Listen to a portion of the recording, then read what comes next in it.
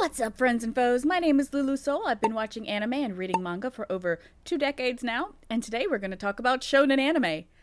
Sort of. I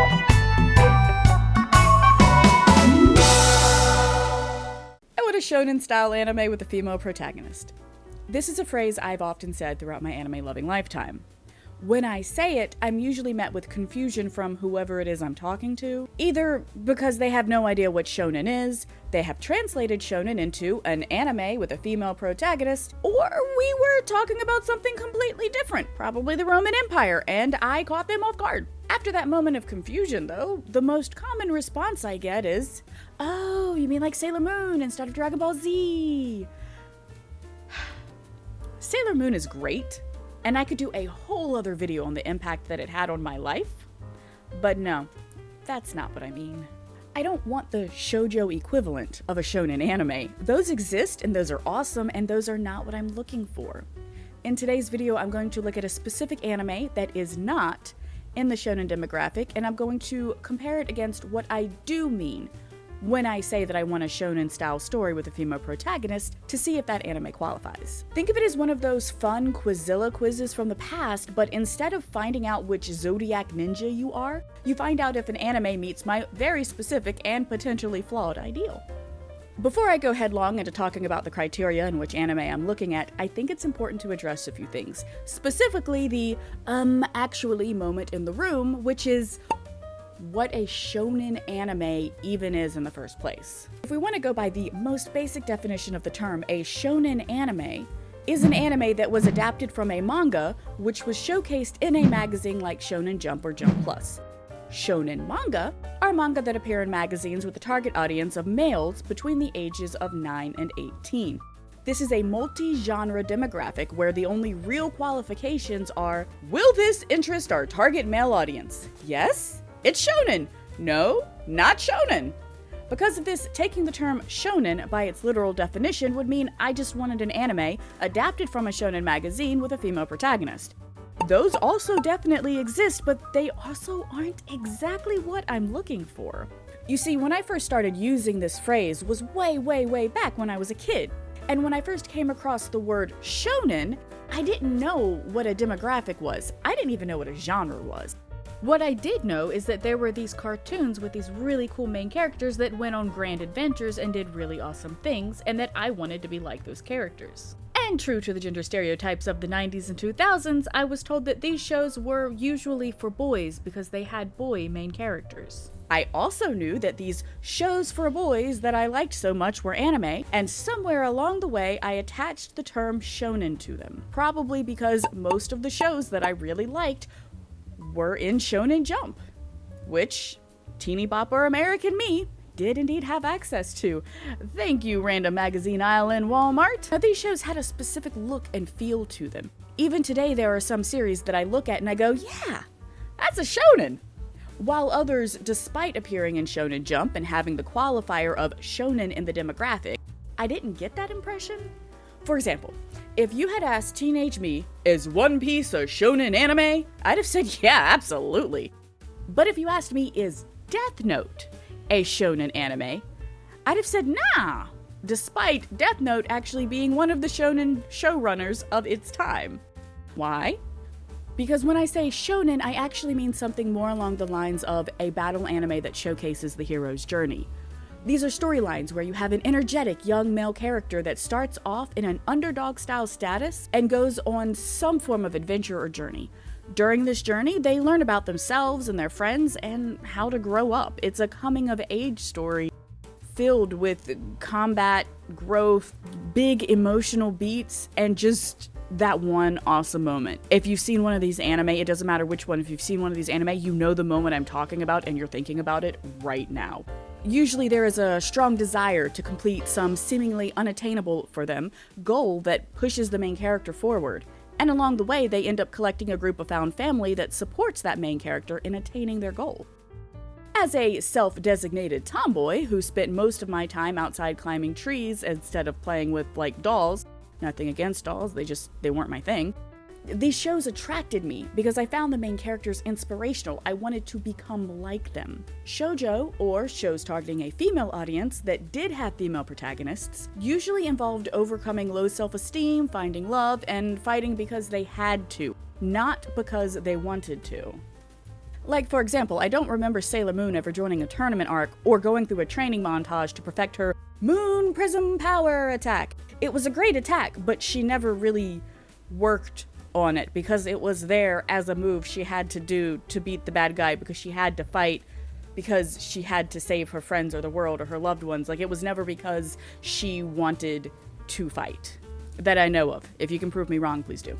While these female protagonists also resonated with me, that didn't happen until I was much older, and they did so in a completely different way than the male protagonists in the shonen anime that I preferred. I didn't want to see Sailor Moon use a giant heart to overwhelm the bad guy. I wanted to see her sucker punch the bad guy. I wanted a show like One Piece where Luffy is a girl and nothing changes outside of Luffy is a girl. To clarify, I'm not saying that I want the actual show One Piece to be rewritten with Luffy as a girl. I like Luffy very much the way he is. I would like a show like that. I also didn't want My Hero Academia from Yuraka's point of view, though that would be awesome as a spinoff. I wanted a female protagonist that idolized All Might with the desire to go plus ultra and above and beyond to become the greatest hero. Mind you, I keep using the words like male and female, and even in this realm of speech, I'm talking more about in the presentation of gender norms, and this is a desire of sorts, to see more of myself in these shows. If I were non-binary, then the title of this video would be, I want to see a shonen-style anime with a non-binary protagonist. I also didn't mean to say the anime I'm looking for doesn't exist. In fact, I think it might. And the anime that I think just might fit my ideal is the Apothecary Diaries! Brr, brr, brr, brr. Yay! Cheering kids in the background. Okay, look. During the process of making this video, I looked at a bunch of different anime that fit the, yeah, this is totally shonen vibes that I talked about. Then I looked at some of the overlapping elements in the shows, and I created this list of criteria surrounding what I mean when I say shonen anime female protagonist. My whole plan was to take that criteria list and compare it to the Apothecary Diaries, all scientific-like. There was even a point system, there was going to be an over 9,000 joke because those are my favorites, but at the end of the day, I am not a super scientific person. I function almost primarily on instinct, impulsivity, and inspiration. Making a detailed collection of data it doesn't fit who I am, even though it was a really funny concept. So instead of using a point-based system with dotted I's and crossed T's, I've decided it would be a better idea to just go with the flow. I've mentioned so far that these anime all feel a certain way. They have similar vibes, and I want those vibes to mirror over into a show that has a female lead. A lot of those vibes have to do with the protagonist's personality and their motivation. They often have these traits that come across as eccentric at best and obnoxiously annoying at worst. But ultimately, they're noticeable and somehow endearing. Like, you could punch them or hug them at any given moment. In addition to this personality, they come with a specific interest or thing that they're obsessed with.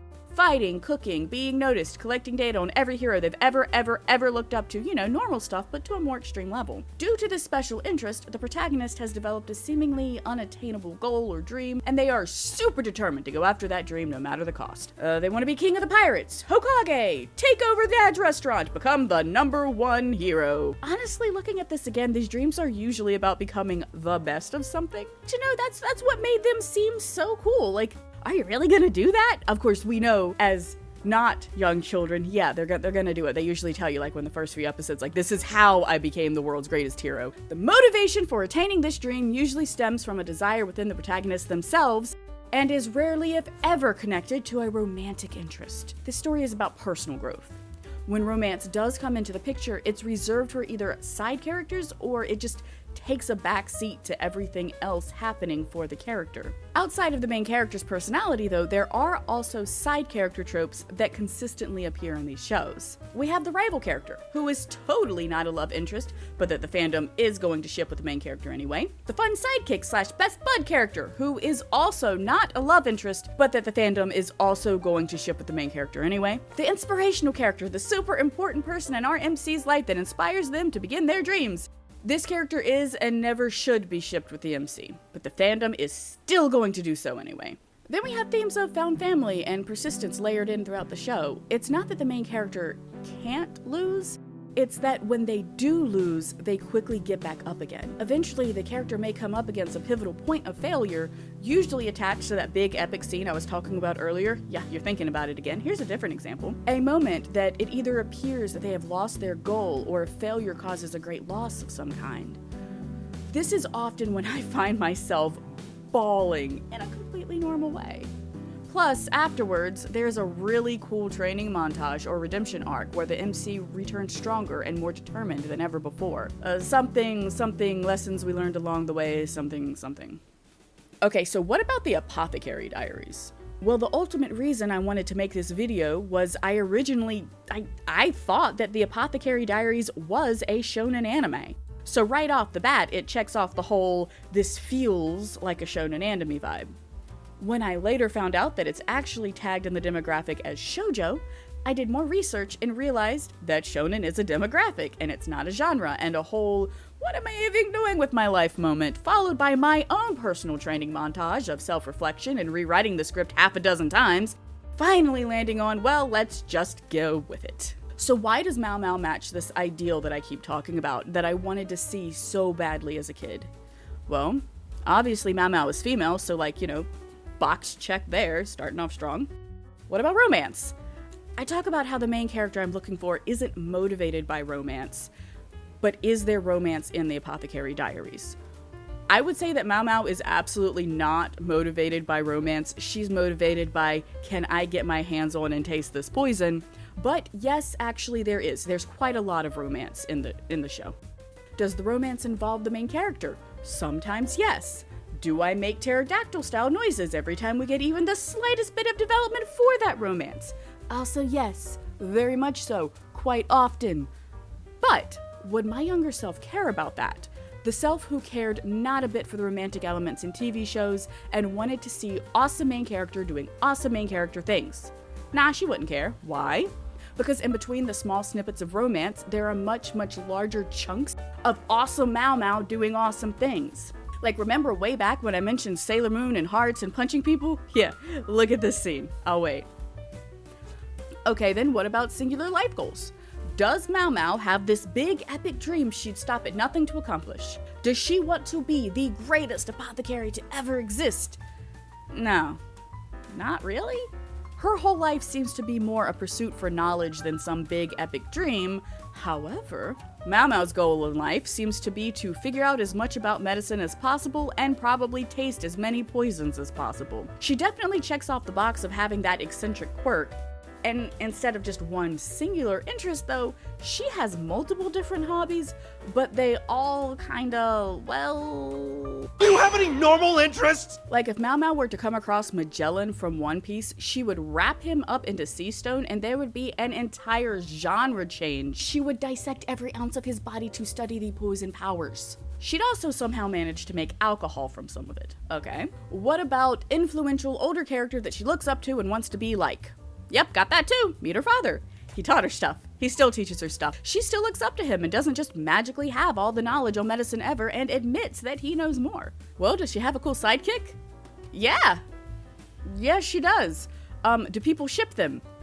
I'm not gonna look that up. But there is a character within the show that functions, honestly, that I would say kind of similar to Krillin in later episodes of Dragon Ball Z. They don't really do too much in the main plot of the show, but they are there for those offbeat moments and kind of exist as a place of refuge for Mao Mao to go when all of the craziness has subsided or is on a pause. What about a rival character? So far, from what I've seen, no, not really, no.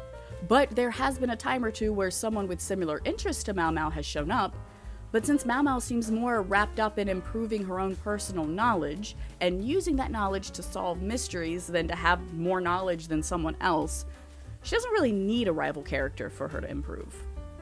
As of right now, she hasn't reached that pivotal point of failure I keep talking about, but if it comes, you can be certain it's going to make me bawl my eyes out. So what about the whole underdog thing? Well, yeah, actually, we've got that too. Mao Mao is a servant class. She's in the lowest caste of society, and she often reflects on that. She also consistently uses her station in life to the best of her advantage. It's not the same feeling of believe it determination that Naruto has, or the desperation-fueled determination of Midoriya, but whenever someone tries to use Mao Mao's station against her, it usually just doesn't work. So some of the boxes the show checks off, some of the boxes the show doesn't check off, and at the end of the day, I'm honestly still not entirely sure how to describe what exactly I mean when I say that I want a shonen-style storyline with a female protagonist. More than a collection of data, it's a feeling I get when I'm watching the main characters on the screen. Like Luffy and Naruto and Goku and Midoriya, Mao Mao is a force of nature that pulls me along with her from episode to episode, and I'm always eager to see what exactly she's going to do next. And she's not alone. More and more often lately, I'm finding female protagonists that are in charge of their own storylines, and writing for women in general is getting better. So if you've gotten this far into the video and you've thought of any other anime that might fit the magical vibes I speak of, let me know in the comments. I dare you. Go on. I'm waiting. Anyway, whether or not you do, I'm gonna go and watch some more Apothecary Diaries now. This has been LuuluSoul, signing out. Goodbye!